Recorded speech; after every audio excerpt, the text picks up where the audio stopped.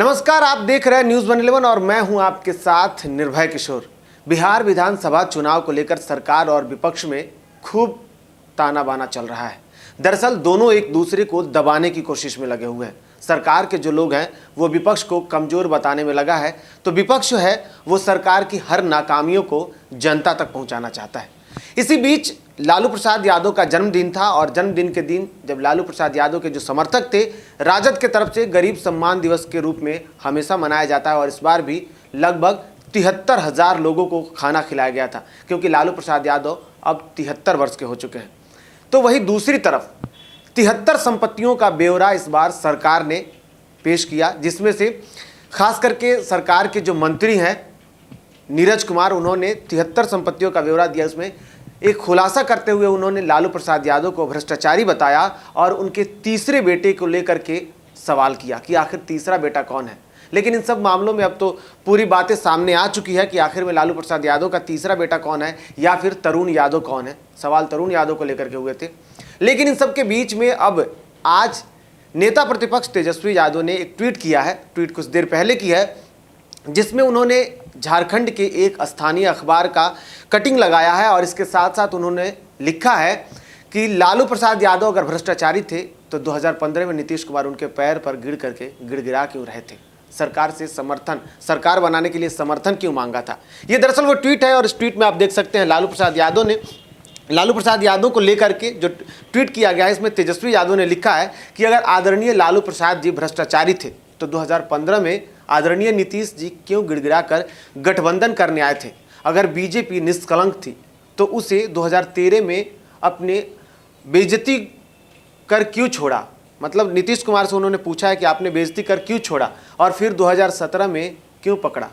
आपका कुछ नीति, सिद्धांत, नियम, नियत और विचार है या नहीं, सब कुछ सिर्फ कुर्सी ही कुर्सी है। दरअसल ये सवाल आज नेता प्रतिपक्ष तेजस्वी यादव ने खुद नीतीश कुमार से पूछा है।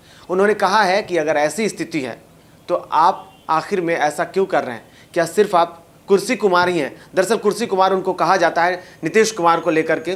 तो क्या आप कुर्सी कुमार हैं जहां आपके लिए सब कुछ बेकार है? क्या आपके लिए ना कोई नीति है, ना कोई सिद्धांत, ना नियम और ना ही कायदे कानून और विचार है? आज तेजस्वी यादव ने नीतीश कुमार से सवाल किया है। सवाल लाजमी है। दरअसल जिस तरीके से स्थितियों को बदलते हुए देखा जाए तो 2004 में जब नीतीश कुमार आए थे तो उन्होंने बीजेपी का समर्थन लिया था और समर्थन से सरकार बनी थी। लेकिन स्थिति आखिर में क्यों बिगड़ गई कि उन्हें बीजेपी छोड़कर राजद का समर्थन मिला और राजद के साथ उन्होंने सरकार बनाई। सरकार ज़्यादा दिनों तक नहीं चले।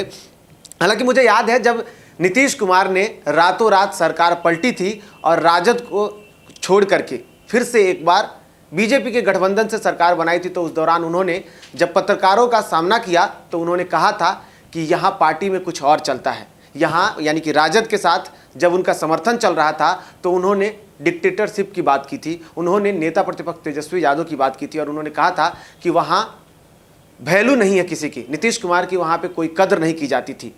नीतीश कुमार मुख्यमंत्री तो थे लेकिन ज़्यादा वहाँ चलता था लालू प्रसाद यादव के बेटों का। इन सब के बीच वो दुखी थे और दुखी होने के बाद उन्होंने जदयू को अलग किया था और राजद को छोड़ा था।